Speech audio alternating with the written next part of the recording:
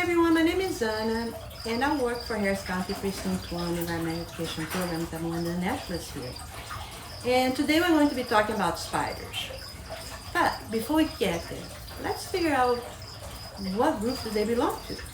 So the largest group that they're going to belong to is going to be animals. The second one is going to call invertebrates. That means animals without a backbone. The third group that they're going to belong to is called arthropods. Now, what is an arthropod? And how often do you see them? Well, you probably see them almost every day without even leaving your house. They're everywhere. They're the largest group of all animals in the world. What are some of the characteristics they all have in common? So they have segmented bodies, okay? They have appendage, it's another word for legs, okay, or arms. And the other thing that they all have in common is an exoskeleton. Exo means outside skeleton. It's kind of like an armor outside. But it also kind of makes you not be able to grow. It's like, like can you fit in the same clothes you had when you were a baby? No, right? Well, that's what it is for them. So we grow a little bit until we get to a certain height and we stop.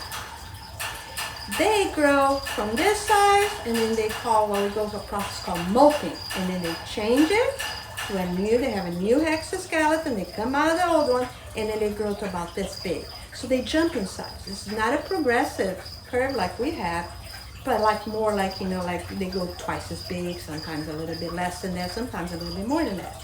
And that's why scientists group them, because they share some of the same things, and that's why they're called arthropods. So in those, you're going to have insects, you are going to have crustaceans, that's going to be your crawfish, shrimp. It's going to have the myriapods, and that's going to be your centipedes and millipedes. Now, those guys have lots of legs, right? And then you're going to have arachnids, like scorpions, ticks, mites, horseshoe crab, which is not really a crab, okay, but it belongs to that group. And it has spiders. The animal you're seeing right now is a curly-haired tarantula. And they have some pretty cool adaptations. So if you see it real close, I'm going to zoom it in, you can see it, all those little hairs sticking out, just like other spiders, serve as a sensor, okay? So it senses, it's through vibration, what's around them. That's how they actually kind of hear like we do. That's how they do it. Now, in tarantulas, they actually have something else that they do with their hair, and that's pretty cool, because what they do is, if somebody's hunting them and it's coming after them, they're going to lift their backs and they're going to use those little legs, they have little nails in it, and they're going to scrape their hair out. And when they do that, their hair actually floats up in the air, and it can go and get in somebody's another critter, eye, skin, and it makes them itch. Now, how many eyes does a spider have? You probably said 8, right? And you're right.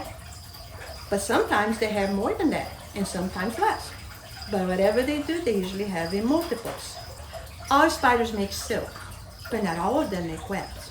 So how do they make the silk? Their silk actually is made into called the spinnerets. Little 2 things in the back, and they lay it down, and so when they do it, they actually lay the silk as they go. If you're a ground spider, that's how you do. Now, another thing that they have in common is they have a venom, okay?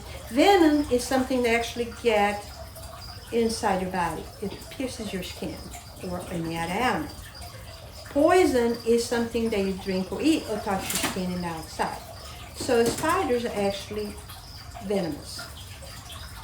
Their venom is used not just to be able to kill their prey, right? Because they do that, but also for them to be able to eat their food. So you remember I said an exoskeleton, right? So what they do is, let's say they're eating a cricket. Cricket's an insect, so it has an exoskeleton. So what they do is they inject their venom, their fangs inside, and turn everything into that cricket inside into a liquid, a mush, so they can actually eat their food. Pretty cool, right? So if you have any questions, my name is Anna, ANA.AITA-cherry, CHERRY, at cp1.hctx.net. And if you have any questions about spiders, those are some of my favorite animals, just send me an email. Thank you. Y'all have a nice day.